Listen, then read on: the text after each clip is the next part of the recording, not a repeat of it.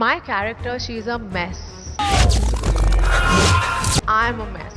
We all are a mess. We have good days, we have bad days, we make mistakes, we have heartbreaks, and yet we are out there giving our love life another chance, and most times it's again broken again. Oh Bhumi, we all are not a mess. At least जैसा mess आपकी character है। जीवन ही था कन्नू, तो चिपकी हुई थी उसके साथ। चिपकी तो ये प्रोफेसर के साथ भी थी। हाँ, और अर्जुन के साथ भी, राहुल के साथ भी थी। और वो रबड़ी वाले के साथ भी थी। तो किसके साथ? रबड़ी है क्या? वैसे मिस तो हम बिल्कुल भी नहीं है। एक्चुअली गलती इनकी नहीं है, क्योंकि सिर्फ ये अकेली नहीं है जिन्हें लगता है कि एक्चुअल में लड़कियों की लाइफ ऐसी चल रही है, और इस तरह के कैरेक्टर्स विमेन को एम्पावर कर रहे हैं। एक बहुत बड़ा सेक्शन है जो विमेन एम्पावरमेंट को कैजुअल सेक्स, ड्रिंकिंग और स्मोकिंग से ही रिलेट करता है। स्पेशली जो यंग जेनजी विमेन का सेक्शन है जो अर्बन इंडिया में रहते हैं, उनके हिसाब से this is what feminist women do. ऐसे कैरेक्टर्स को ही boss lady, queen, smashing patriarchy जैसे टैग्स दिए जाते हैं। मुझे पता है ये सुनने में अजीब लग रहा होगा, पर आजकल सोशल मीडिया पर फेमिनिज्म यही बन के रह गया है। The freedom to have casual sex and doing drugs. 4 more shorts एक ऐसा ही और एग्जांपल है। और इशू ये नहीं है कि इसमें ये वाले कैरेक्टर्स दिखाए जा रहे हैं। प्रॉब्लम ये है कि ये कैरेक्टर्स जब चीटिंग या टू टाइमिंग करते हैं तो उसके लिए कोई रिमोर्स नहीं दिखाया जाता है, उल्टा इन्हें ही विक्टिम दिखा के इनके लिए सिंपैथी बटोरी जाती है। मतलब जितनी भी आदमियों की टॉक्सिक प्रॉब्लमेटिक लाइफस्टाइल है जिसके लिए उन्हें सालों से क्रिटिसिज्म दिया जा रहा है, वैसी ही लाइफस्टाइल जीने की होड़ आज इंटरनेट और पॉप कल्चर में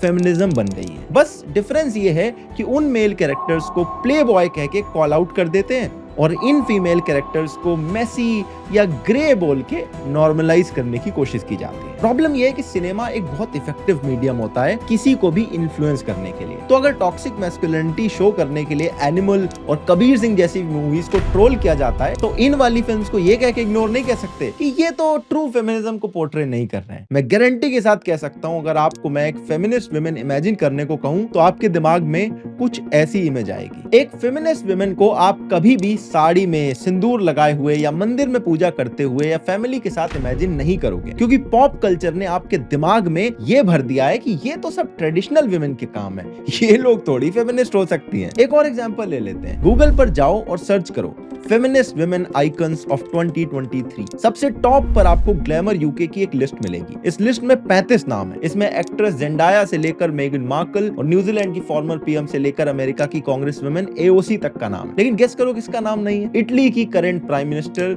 जॉर्जिया मेलोनी का। जॉर्जिया मेलोनी भले ही सेल्फ मेड वुमेन जरूर है, इटली की पहली वुमेन प्राइम मिनिस्टर क्यों ना बन चुकी हो, लेकिन फेमिनिस्ट इन्हें कंसीडर नहीं किया जाता, क्योंकि Giorgia Meloni family values, religion जैसी चीजों में काफी बिलीव करती है। Sono Giorgia, sono una donna, sono una madre, sono italiana, sono cristiana, non me lo toglierete। क्योंकि ये इटली में पिंक कोटास यानी विमेन रिजर्वेशन के अगेंस्ट बात करती हैं और इमिग्रेशन से लेकर माइनॉरिटीज को लेकर इनके जो व्यूज हैं वो काफी कंजर्वेटिव हैं। इसके लिए उनको बॉस विमेन या विमेन आइकन या ब्रेकिंग स्टीरियोटाइप्स जैसे टैग देना अलाउड नहीं है। ये जो पूरा लेफ्ट विंग का इकोसिस्टम है, इसने आज फेमिनिस्ट मूवमेंट को इतना ज्यादा हाईजैक कर लिया है कि आप एक फेमिनिस्ट हो या नहीं हो, ये इस बात पर डिपेंड करेगा कि आप कुछ पर्टिकुलर टिक बॉक्सेस पर खरे उतरते हो कि नहीं। आज सारे डिस्कशंस को बस पैट्रियार्की वर्सेस फेमिनिज्म का डिबेट बना के छोड़ दिया इन्होंने, जिसमें आपको एक साइड चूज करनी पड़ेगी। लेकिन ये कोई डिस्कशन करना ही नहीं चाहता है कि टॉक्सिक फेमिनिज्म भी एग्जिस्ट कर सकती है और उसके कितने फार रीचिंग कॉन्सिक्वेंसेस हो सकते हैं। It's too vast a thing to kind of, have easy definitions and so on. I really think we should all be more nuanced in our approach to feminism. तो ये जो अपनी ideology और narrative के हिसाब से आपको फेमिनिज्म का पार्ट पढ़ाया जा रहा है, इसी की रियलिटी का एक्सरे आज हम अपने वीडियो में करने वाले हैं। आइए देखें।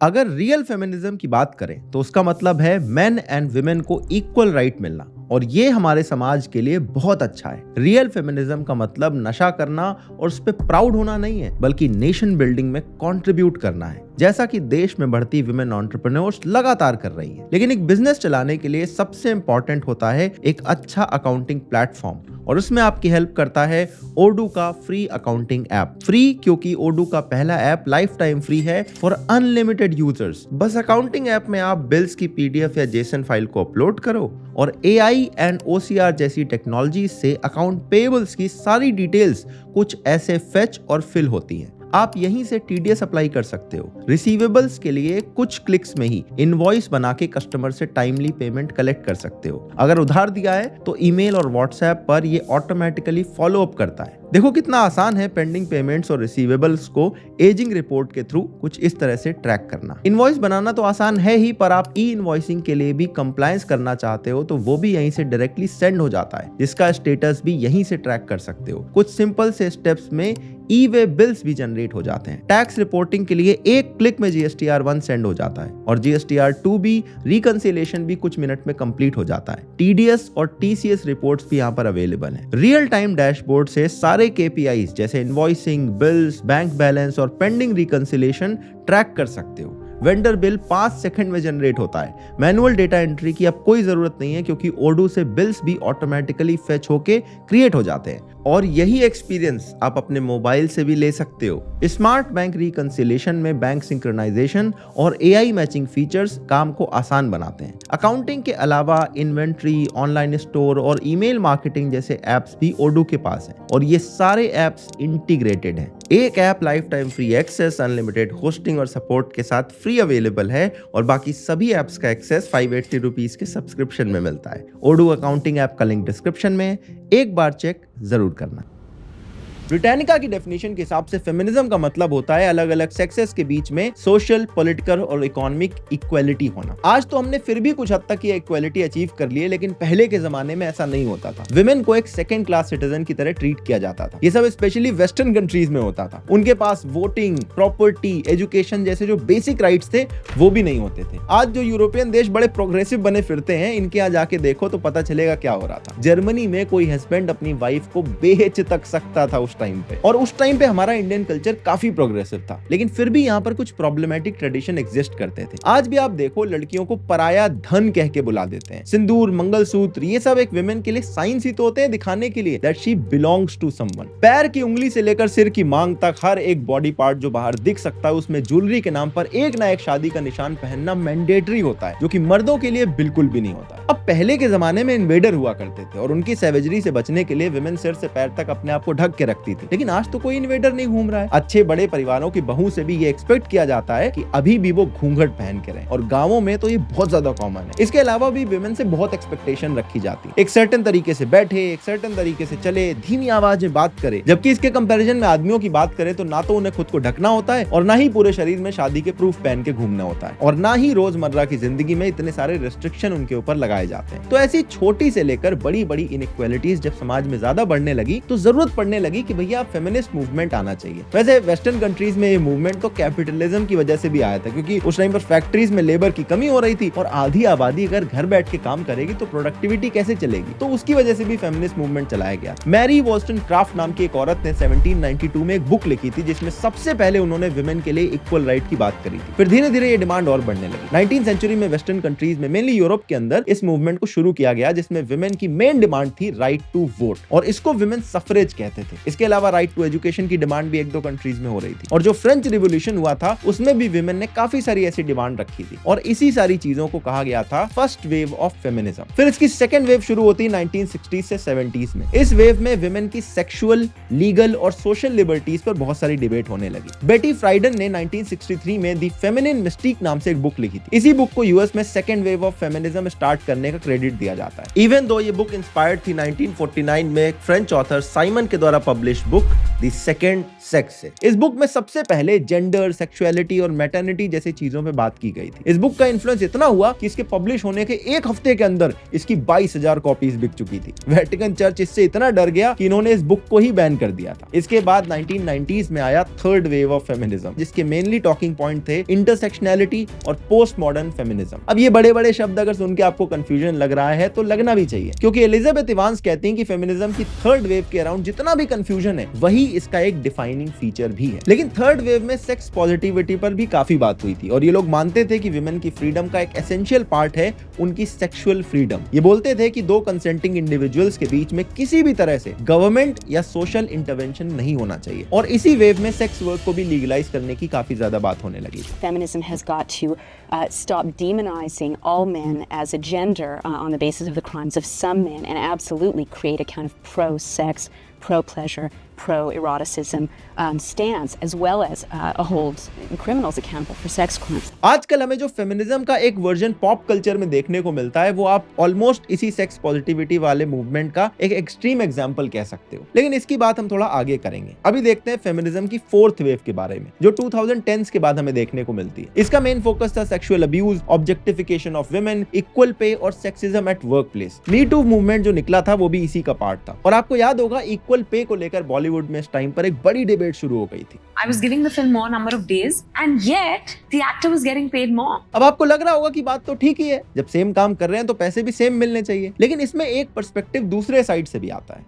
Your fee is connected to your ability to fill the theater. Now, yes, heroines work very hard, but so do cameramen, so do the light boys on the set. और ऐसे एग्जाम्पल है भी। आपको क्या लगता है क्वीन फिल्म में राजकुमार राव को कंगना से ज्यादा पैसे मिले होंगे, या विशाल जेठवा को मर्दानी 2 में रानी मुखर्जी से ज्यादा पैसे मिले होंगे, या थप्पड़ में पवाल गुलाटी को तापसी से ज्यादा मिले होंगे? नहीं मिले, बिकॉज ये तीनों एक्ट्रेसेस लीड रोल में थी और उस टाइम पर मेल को स्टार से ज्यादा फेमस थी। पे पैरिटी का टॉक्सिक फेमिनिज्म के साथ कोई कनेक्शन नहीं है, लेकिन पैट्रियार्की और पैट्रियार्कल सोसाइटी के साथ जरूर है, क्योंकि चाहे बॉलीवुड प्रोड्यूसर्स हो या कोई भी और industry, mostly profession male dominated रहे। इसीलिए ये डिबेट भी मेन वर्सेस वुमेन का एक मुद्दा बन जाती है। इसीलिए मैं पे पैरिटी जैसे इश्यूज पर ब्लैक एंड व्हाइट डिस्कशन नहीं करना चाहिए। मेल बॉसेस को सीधा विलेनाइज करने की बजाय इसके नुएंसेस समझने चाहिए। ये बात सच है कि वुमेन को इक्वालिटी ऑफ अपॉर्चुनिटी मिलनी चाहिए, लेकिन इक्वालिटी ऑफ आउटकम तो किसी इंडिविजुअल के टैलेंट, स्किल और वैल्यू एडिशन पर डिपेंड करता है, जो कि मार्केट फोर्सेस डिसाइड करते हैं। वैसे अगर बॉलीवुड और इंडियन टेलीविजन को कंपेयर करें तो दो कंप्लीटली ऑपोजिट वुमेन कैरेक्टर्स देखने को मिलेंगे। एक एक्सट्रीम पर आते हैं टीवी के रिग्रेसिव बिना सर पैर वाली सीरियल्स, और दूसरे एक्सट्रीम पर हैं thank you for coming, 4 more shots और कनु प्रिया जैसे woke, toxic, urban, upper class women के कैरेक्टर्स। मजे की बात यह है कि इन कैरेक्टर्स की जो लाइफस्टाइल शो की हुई है और इन कैरेक्टर्स का जो आइडिया ऑफ वुमेन एम्पावरमेंट है वो सीधे सीधे इन्होंने हॉलीवुड से कॉपी कर रखा है। अगर आपने 2-4 अमेरिकन शोज देख रखे हैं तो आप ये समझ जाओगे। अब ऐसा नहीं कि इंडिया में लोगों की ऐसी लाइफस्टाइल नहीं है, लेकिन वो बहुत छोटा सा प्रिविलेज सोसाइटी का क्लास है, और इसी प्रिविलेज सेक्शन के थॉट्स हमें सोशल मीडिया पर भी इको होते हुए दिखाई देते हैं। लेकिन I am sure in films और शोज को हमारी टियर 2, टियर 3 सिटीज में जो भी लड़कियां देख रही हैं या सोशल मीडिया पर जो इस तरह के नैरेटिव कंज्यूम कर रही हैं, उनको लगता होगा कि अरे यही तो फेमिनिज्म है। इसका मतलब होता है मर्दों से हेट करो, अपनी सारी प्रॉब्लम को पैट्रियार्की पर ब्लेम कर दो, और आपके अंदर एक सेंस ऑफ एंटाइटलमेंट होना चाहिए कि जस्ट बिकॉज आप वुमेन है आपको एक स्पेशल ट्रीटमेंट मिलना चाहिए, which defeats the whole purpose of feminism, the equality. Anti family, anti religious होना भी फेमिनिज्म लगने लग जाता है इन्हें। Modern feminism is a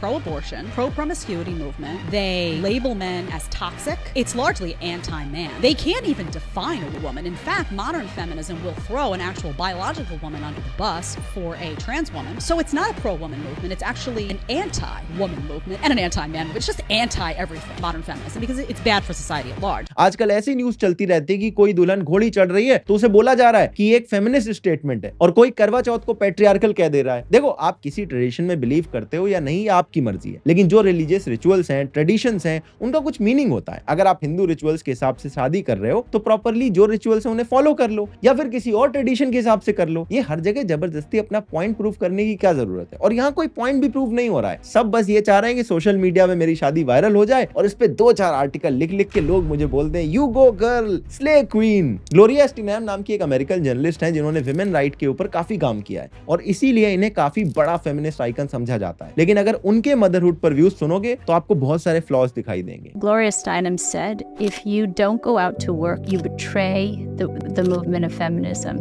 You betray the women's rights movement. Babies will be fine. Don't worry about them. Put them into daycare. Give them to a babysitter. You need to go out to work. You need to be soldiers in this war that we're waging. And women just soaked it up.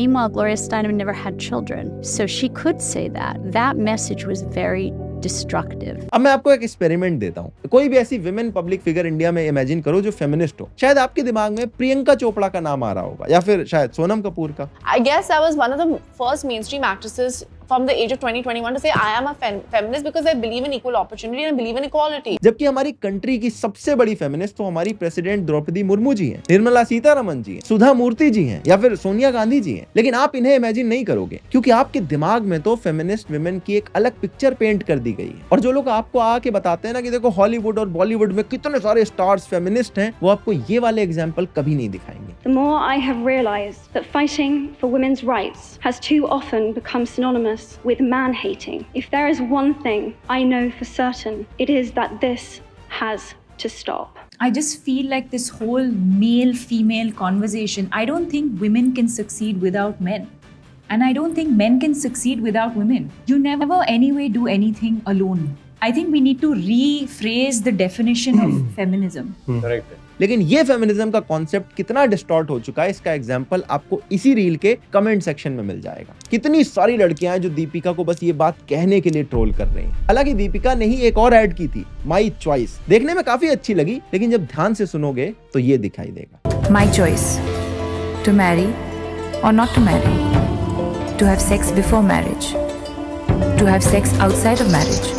To have sex outside of marriage is my choice। और campaign है वोग empowerment. अब इस add पर जितनी controversy हुई उससे वोग empower हो गया होगा, क्योंकि चीटिंग करने से कोई विमेन तो कभी एम्पावर नहीं होती। और अगर इमेजिन करो यहाँ पे जेंडर रिवर्स हो जाए, कोई लड़का ये कह रहा हो, तो तुरंत ये डीपली प्रॉब्लमैटिक और मिसोजिनिस्टिक लेवल हो जाएगा और सारे के सारे लोग सोशल मीडिया पे उसे गाली बकने लगेंगे। एक नहीं 5 लड़कों के साथ गई थी।